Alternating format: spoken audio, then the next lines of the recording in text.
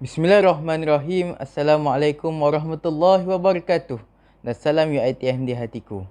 Kami dari kelas IC 2201D Kumpulan 4 akan membentangkan tajuk kami iaitu Gerakan Sister in Islam di Malaysia. Sebelum kami memulakan pembentangan kami, izinkan saya memperkenalkan ahli kumpulan saya terlebih dahulu.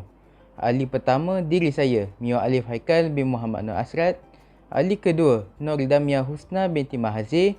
Ahli ketiga, Nur Diana binti Sanim. Ahli keempat, Nur Fadilah binti Abdul Rahman. Seperti yang anda dapat lihat, ini adalah intipati pembentangan kami.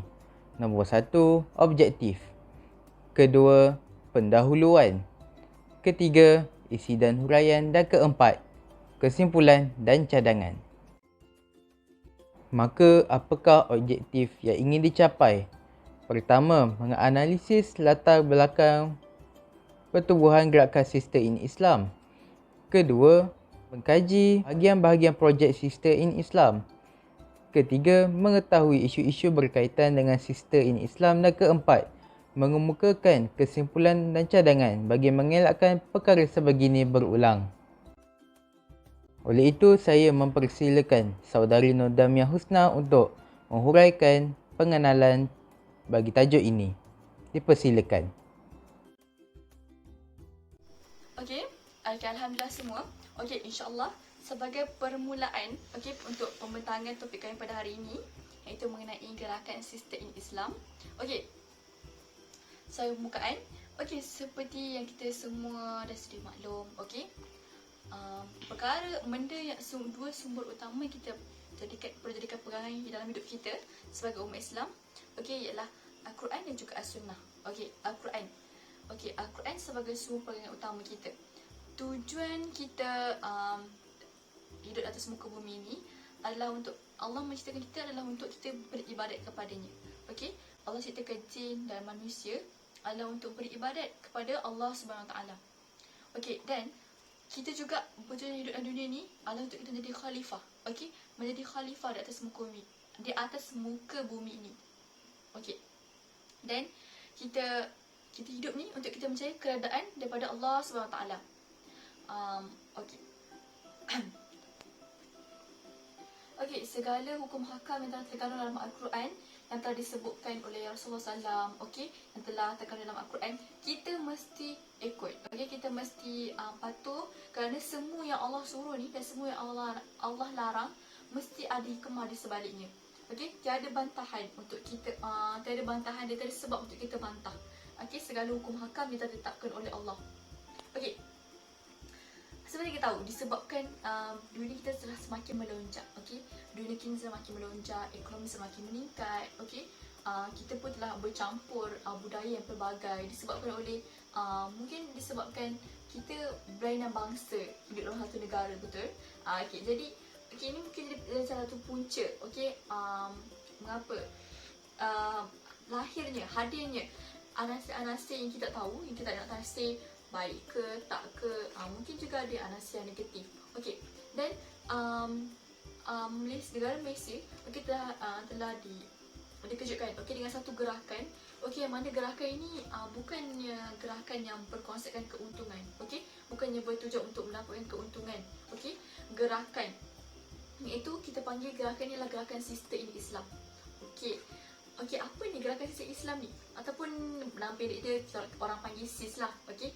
Okey, gerakan Sister Islam ni dia mula disebut-sebut pada tahun 1988, okey. Tetapi pada tahun 1993, okey, mereka telah ditubuhkan secara rasmi. Maksudnya mereka telah berdaftar lah gerakan ni. Gerakan ni pada asalnya ditubuhkan adalah untuk menyuarakan hak kebebasan wanita, okey. Tapi makin lama ajaran mereka ni, fahaman mereka ni makin membimbangkan, okey. Penyebaran fahaman mereka ni makin membimbangkan, yang mana mereka telah melahirkan satu fahaman yang memesongkan, boleh memesongkan akidah kita sebagai umat Islam, okey. Yang mana mereka telah menyuarakan satu fahaman yang mana semua manusia ni ada hak kebebasan masing-masing. Maksudnya kita ni boleh bebas lah sama ada kita nak pilih untuk ikut hukum hakam ke, nak ikut ke tak nak ikut ke, itu bergantung atas diri kita sendiri. Tapi sebenarnya benda tu kan salah dari sisi agama. Kalau kita bukannya atas kita nak ikut ke tak hukum hakam tu, itu memang tanggungjawab kita sebagai hamba Allah. Okey. Jadi mereka telah menyuarakan kebebasan untuk semua manusia ni ada kebebasan dalam memilih dan tidak terikat dengan hukum hakam agama. Okey. Mereka ni rakan-rakan semua nak tahu, mereka ni daripada kalangan intelektual tau. Maksudnya golongan elit lah. Maksudnya ada yang kalangan diorang ni yang ada gelar profesor, ada yang doktor, pensyarah universiti awam. Maksudnya mereka ni bukan orang yang biasa-biasa lah. Mereka ni orang yang ilmuwan. Jadi mereka ni bawa pengaruh yang kuat. Dan ada juga masyarakat Misal yang terkesan dengan terikut dan terpengaruh dengan fahaman mereka ni. Okey, mereka telah menyebarkan ajaran mereka ni. Okey, fahaman mereka ni dalam dalam akhbar, dalam sidang media. Okey, ketika mereka mengadakan sesi motivasi. Okey, dalam masa sama mereka pun menyebarkan fahaman mereka ni, ajaran mereka ni, dan menyuarakanlah hak kebebasan yang mereka katakan tadi tu. Okey. Jadi perkara ni semestinya salah lah dari sisi agama kita. Okey. Itu saja saya. Okey, kita teruskan kepada latar belakang pertubuhan Sister in Islam di Malaysia. Sister in Islam adalah satu gerakan yang berteraskan kebebasan dan liberalisasi dalam agama. Ia telah dibentuk pada tahun 1988 dan didaftarkan secara rasmi sebagai sebuah badan bukan kerajaan yang dianggotai oleh sekumpulan wanita profesional yang beragama Islam yang memperjuangkan hak-hak wanita dalam kerangka Islam.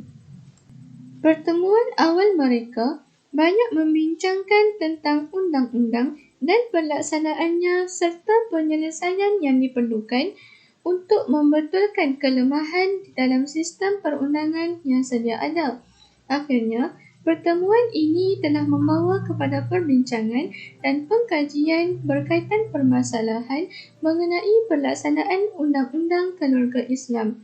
SIS boleh dikatakan sebagai sebuah pertubuhan yang tersusun dari segi pengurusannya kerana terdiri daripada golongan profesional. Akan tetapi, konsep kebebasan yang diperjuangkan oleh SIS dilihat berbeza daripada ajaran Islam yang sebenar. Apa yang jelas, SIS merupakan gerakan yang telah memperjuangkan konsep kebebasan dan rasionaliti pemikiran yang melampau. Menurut mereka, punca utama kepada masalah tersebut adalah berpaksi kepada krisis kefahaman, sama ada dari persepsi yang terseleweng atau kejahilan terhadap ajaran agama Islam itu sendiri. Menurut SIS, penyampaian ajaran Islam khasnya yang berkaitan dengan isu kekeluargaan sama ada melalui kuliah agama, sirian media massa maupun keputusan-keputusan di mahkamah syariah dilihat tidak memberi kesan yang sebenar, apatah lagi untuk menyelesaikan masalah yang berkaitan dengan keadilan dan penindasan terhadap kaum wanita. Justru itu, di samping cuba mencari maksud sebenar kehendak agama dalam isu keadilan terhadap wanita, kumpulan ini juga merasakan diri mereka terpanggil untuk membetulkan semula persepsi dan penyelewengan terhadap ajaran agama dalam isu tersebut. Namun, kewujudan mereka sebelum ini sebagai sebuah persatuan yang hanya melakukan kajian terhadap permasalahan undang-undang keluarga Islam semata-mata tidak mampu memenuhi tuntutan dan hasrat tersebut. Jadi, berasaskan kesedaran untuk merungkai dan menyelesaikan persoalan inilah mereka berusaha ke arah pembentukan pergerakan feminisme yang merupakan sebuah gerakan yang mengembangkan Islam sebagai sebuah agama yang mendaulatkan keadilan, dan hak sama rata dan kemuliaan martabat manusia, sekaligus menentang sebarang bentuk penindasan dan penafian terhadap hak-hak asasi kaum wanita. Akhirnya, SIS dilihat semakin menonjol dalam membincangkan isu-isu kebebasan, hak wanita dan hak kemanusiaan di dalam bahan terbitan mereka serta mencabar para ulama dan beberapa institusi agama Islam bagi mencapai matlamat utama mereka. Okey, seterusnya kita pergi kepada tokoh-tokoh Sister in Islam. Sister in Islam mempunyai beberapa pengasas asal yang menjadi tulang belakang dalam pergerakan kumpulan ini. Antara tokoh SIS yang terkenal adalah Aminah Wadud, Zainah Anwar, Marina Mahathir, Ratna Osman, Nuraini Uthman, Ros Ismail dan ramai lagi. Tetapi pada hari ini, tokoh yang penting sahaja akan diperkenalkan iaitu Aminah Wadud. Aminah Wadud dilahirkan pada 25 September 1952 di Maryland, Amerika. Beliau memeluk Islam pada tahun 1972 kerana hidayah dan minatnya terhadap konsep keadilan dalam Islam. Dalam bidang pendidikan, beliau telah memperoleh ijazah Doktor Falsafah dalam Bahasa Arab dan Pengajian Islam. Kepakaran beliau adalah mengenai pengajian Al-Quran dan kajian wanita. Pada tahun 1992, beliau dilantik menjadi Profesor Pengajian Islam di Jabatan Falsafah dan Pengajian Agama di University Virginia, Commonwealth, Amerika Syarikat. Aminah menguasai pelbagai bahasa selain dari bahasa Inggeris, seperti bahasa Arab, bahasa Turki, Sepanyol dan Jerman. Oleh itu, beliau sering mendapat penghormatan menjadi pensyarah pelawat di universiti pelbagai negara termasuklah Malaysia.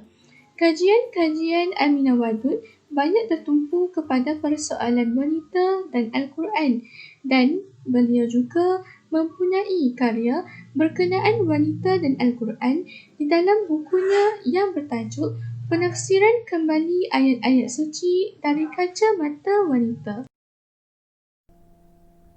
Assalamualaikum warahmatullahi wabarakatuh. Saya akan menerangkan tentang bahagian projek Sister in Islam. Terdapat 4 bahagian projek SIS, iaitu yang pertama, bahagian penyelidikan, iaitu pegawai di sini akan menjalankan kajian tentang isu-isu semasa yang menyentuh hak-hak wanita.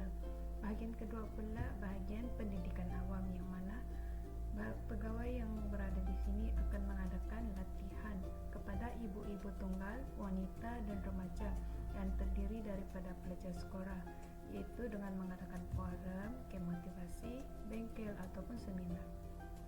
Bahagian ketiga pula iaitu bahagian advokasi dan pembaharuan undang-undang, yang mana pegawai di sini akan menjadi rujukan mana-mana individu yang bermasalah untuk mendapatkan khidmat nasihat dan prosedur undang-undang. Manakala bahagian terakhir iaitu bahagian sumber dan perpustakaan, iaitu akan mengendalikan laman web SIS dan email, seperti menjawab sebarang pertanyaan yang dikemukakan melalui akhbar ataupun laman sosial. Mereka juga menterjemah buku-buku hasil tulisan tempatan dan luar negara. Antara buku-buku yang dihasilkan oleh SIS adalah Muslim Women and the Challenge of Islamic Extremism oleh Nuraini Osman. Yang kedua pula, Pelik Tapi Benar Dalam Solat, iaitu Abdurrahman Muhammad. Yang ketiga, Quran and Women, Rereading the Sacred Text from a Woman Perspective, iaitu Al-Quran dan Wanita, pentafsiran kembali ayat-ayat suci dari kacamata wanita oleh Aminah Wadud. Antara isu-isu kontroversi Sister in Islam adalah isu poligami, yang mana mereka menyatakan bahawa Islam ini tidak mewujudkan atau menggalakkan poligami pada 8 Januari 2002. Mereka turut mempersoalkan adakah poligami ini perlu dibenarkan di bawah Undang-Undang Keluarga Islam. Tetapi isu poligami ini telah menjadi amalan sedia ada di zaman Al-Quran diwahyukan. Isu kedua pula adalah hukum muratan kepada pesalah wanita, iaitu salah satu pegawai mereka iaitu Dr. Hamidah Marikan telah menyatakan bahawa tindakan ini telah mencabuli hak sama rata dan diskriminasi terhadap wanita sebagaimana yang telah dijamin dalam perlembagaan, iaitu Seksyen 289 Akta Kanun Jenayah telah menyatakan bahawa wanita tidak boleh disebar. Antara isu kontroversi sistem Islam ketiga pula, bukunya iaitu Muslim Woman and the Challenge of Islamic Extremism yang dihasilkan oleh Norani Osman telah dikatakan menyimpang dari garis panduan Jabatan Kemajuan Islam, iaitu JAKIM. Para pendengar sekalian, kini kita di akhir sesi pembentangan. Apakah yang kita dapat konklusikan dari pembentangan ini? Kami dapat simpulkan di sini bahawa gerakan Sister in Islam ini adalah salah satu usaha yang amat halus dalam memanipulasi pemikiran dan pegangan umat Islam di Malaysia tanpa disedari. Gerakan Sister in Islam ini telah terhasil daripada pemikiran Islam liberal, tuntutan dan deklarasi persetujuan Beijing. Ia telah menjadi penggerak utama untuk terus mendesak Malaysia ke arah pembaharuan dan pembebasan tanpa mengikut ajaran Islam yang sebenar. Antara isu-isu yang pernah dibangkitkan oleh gerakan Sister in Islam ini ialah pertama, isu aurat, kedua, isu pertukaran agama dan isu ketiga, isu kebebasan seksualiti orientasi. Media-media massa di Malaysia telah menjadi medium utama mereka dalam menyebarkan ajaran-ajaran mereka yang sesat dan menyeleweng. Ini bagi merealisasikan impian mereka dalam mengubah Malaysia ke arah lebih bebas tanpa pegangan agama Islam yang sebenar-benarnya. Oleh itu, perkara ini hendaklah dipandang serius dan dibanteras sekeras-kerasnya. Ini kerana gerakan Sister in Islam ini bukanlah berasal daripada agama Islam yang asli dan perjuangan golongan sebegini telah membawa fitnah yang besar kepada agama Islam. Antara cadangan-cadangan yang boleh dikemukakan bagi mengelakkan ajaran-ajaran seperti Sister in Islam ini terus menular ialah dengan menyebarkan ajaran agama Islam yang sebenar.